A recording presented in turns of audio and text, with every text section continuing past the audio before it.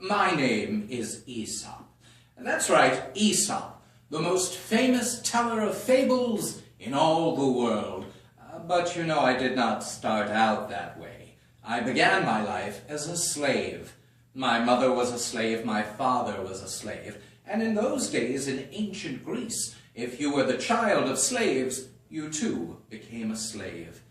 Oh, all I wanted was to be free. I hoped that my master one day would realize that if he set me free, it would be the best thing. One day, we were out behind the house, and a small mouse came scampering by. My master lifted his foot to stomp upon it. "Master," I said, "don't do that. You must be careful with this little mouse. Haven't you ever heard the story of the mouse and the lion?" "No, Aesop. What is it?" Well, of course he hadn't heard it.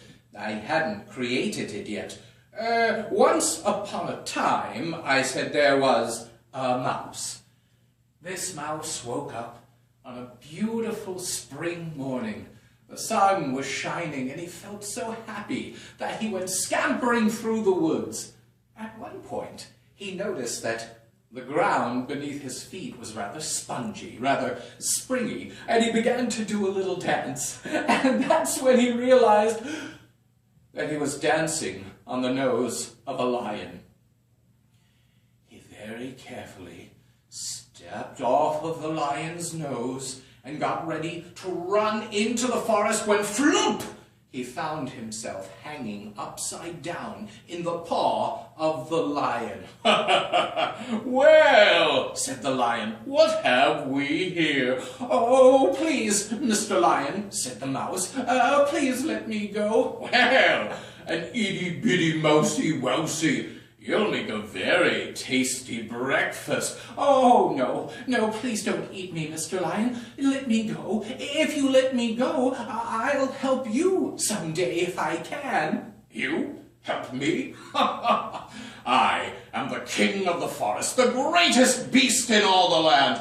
How could a little mousy-wousy help me?" "Well, you never know, but if I have the chance, I will help you." "Well, you're too small to make much of a breakfast anyway, and you have amused me. Very well, little mouse, on you go." "Oh, thank you, Mr. Lion. Don't worry, one day I'll help you."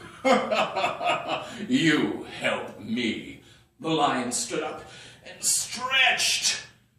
But then he noticed that all of the sounds of the forest had stopped. And before he could do anything about it, a net fell from the sky over him, and 4 hunters came running out of the corners of the forest and staked the net flat to the ground, with the lion trapped beneath it. He struggled to free himself, but he couldn't move. Oh, the hunters were so delighted to have captured a lion. "We're going to have lion stew, hoo! We're going to have lion stew, hoo! We're going to have lion stew, hoo!" They went off in search of other things to put in the lion stew. The lion strained against the net. He put out his sharp claws, but he couldn't move them far enough to get his way out. Then he heard a noise.